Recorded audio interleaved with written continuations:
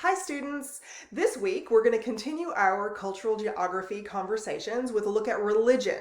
And we're going to look at religion from a macro scale, which is a large scale point of view and overview of societies and how the people within entire populations look at religion and practice religion and think in religious ways, but also how on a micro scale, which is the you and me level, religion affects our social identity, our self-identity as individuals, but also our perceptions about what ethnicity or ethnic group we are a part of. And it has a lot to do with the way religion is practiced and the really in-depth way that religion has a hold on, so to speak, so many of the different things that we do. For instance, at the very beginning of this chapter, chapter 7 in the 12th edition of our textbook, there is a story about different styles of dress Muslim women have around the world, because modesty is one of the practices, one of the important ideas that Islam has for women in particular, and therefore even the clothing that they wear on a daily basis. Forget about what is their prayer style or what is their worship belief system or that kind of thing.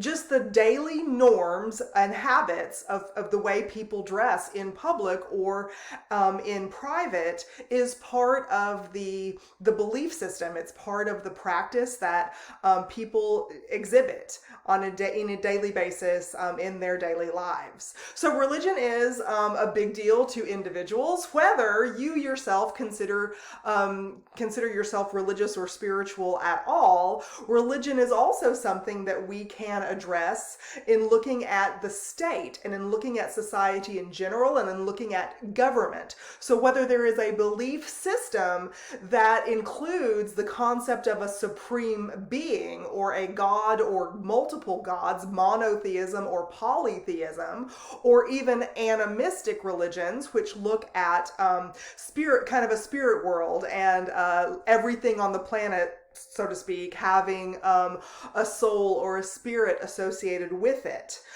Whether you actually have a religious belief system that looks to those supernatural things as part of the rituals and the practices and the customs, or whether you look to the state, such as Marxism does, removing supernatural beings from the ideas of people within society and looking at the state and social justice issues in place of those supernatural creatures, or not creatures, but supernatural beings. That's the word that I'm looking for. Okay, so I'm getting a little off target here, but let's get back to why religion is such an important component of our ethnicity, our ethnic identity, our social identity, and personal identity. Now, we have a very, very, very general definition of religion on the board behind me, and I've paraphrased this from our textbook. You have to be very general when you're looking at the topic of religion from a social science perspective, because this is one of those contexts where we look at religion very objectively in general on a macro scale. We're not going to talk about specific belief systems that make religion a controversial topic for some. You've heard you're not supposed to talk about it at the dinner table for, when you have like a large family group over religion and politics, right? You're not supposed to talk about it. But in cultural geography, sociology, anthropology, those kinds of social sciences and humanities, when we look at religion, we look at it in a very general way so that everything all around the world that is considered a religious belief system fits under this definition. So I know many of you, myself included, practice monotheistic religions. They are very common in the world. We're going to look at universalizing religions. All three of the major monotheistic religions in the world are universalizing religions: Judaism, Islam, and Christianity. And those kinds of belief systems hold one supreme being as the God that is due all of the worship. Other belief systems have multiple gods. You might have taken a mythology class, or you've heard about Aristotle and Plato and some of those people in your philosophy classes who come from polytheistic backgrounds. Hinduism, which is another one of the world's major universalizing religions, is a multiple god-oriented religion. There are actually 3 main gods, and there's thousands of manifestations that each of those gods can have in the ideas and the minds, the mental scapes of the people who follow the Hindu faith, for instance. And then there's also faith systems. We can call them faith systems like Buddhism, another one of the universalizing religions, that don't really have a supreme being at all, rather a supreme ideology and like a rule book to follow so that you can achieve enlightenment and you can achieve peace. So we have to acknowledge the fact that there are so many different religious practices and ideas in the world, and therefore when you're studying it in an objective way, an academic way, like we are in class together, we have to have a very general definition of religion that fits all of those examples. So a very good definition of religion is general, but also gives you some specific ideas about the different way that religion affects a human experience than simply some other thing like a food, foodways or any of the other typical things that we do on a daily basis. So religion is a belief system. It's always a belief system. You have some sort of belief that I need to do this because there are rules that if you have a supreme being, the supreme being follows, or you're going to do customs and traditions and rituals that are part of the belief system, whether those rituals have to do with this change of the seasons of the year, such as the Wiccan faith has, or if those behaviors have to do with going to a Bible study or going to church or something like this, synagogue, praying, facing Mecca while you're doing this. Any of these kinds of behaviors are associated with beliefs. But a major thing that happens with religion is that religion shapes the culture around it. So we're back to like 3 weeks ago when we first started talking about culture and how it's knowledge and tools and customs and traditions and rituals and language is part of it and all these different things. All these religious belief systems shape culture. And so culture, of course, includes your way of life, your daily behaviors, your self-identity. So that story that chapter 12 opens with about modesty in dress for female Muslim practitioners, that is a way that the belief system, the Muslim belief system, shapes everyday culture for some of the people who follow it, even in the clothing.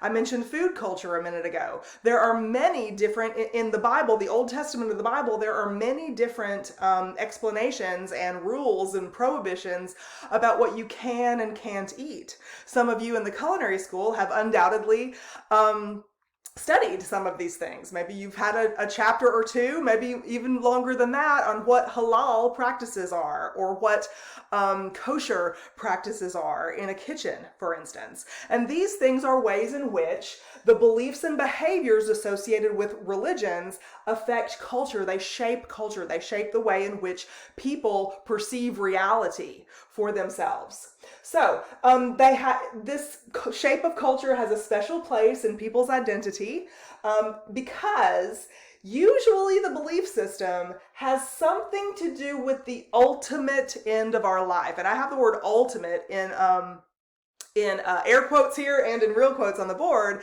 because ultimate is a philosophical word that Aristotle talked about all the time, the ultimate cause of something, the ultimate end, or the final placement of something in our lifetime, in our minds. And so we're talking about here this ultimate end, or the ultimate priority, I think is the way that your textbook words it. Your ultimate priority is to end in the afterlife in the best place that you possibly can.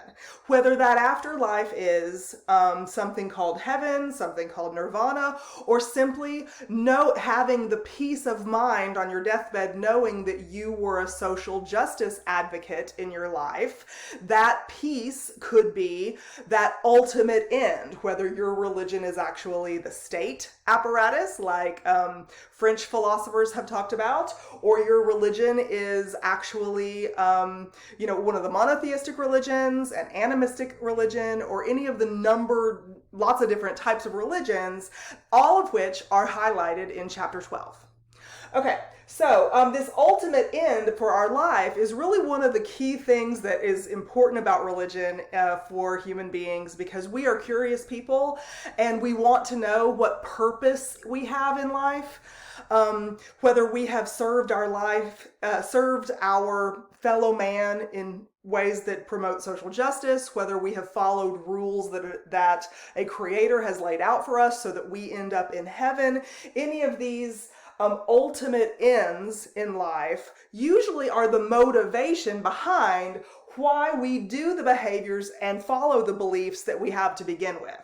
So there's some kind of motivation. Why would we follow these beliefs? Why would we practice these rituals, these traditions, these customs, etc.? Why would we pray when it's more fun to do something else? Why would we make sacrifices while there's something else to do? These kinds of ultimate ends that are in our minds are the reasons why we would be motivated to follow the belief system, and why over time, and when I say over time, I'm talking about millennia, society and culture is shaped in such a way that reflects the religion that is dominant within it. And so that's what we'll talk about in our next discussion. We'll talk about how society reflects the dominant religion that's found within it. So stay tuned for another discussion with Mrs. T. Bye.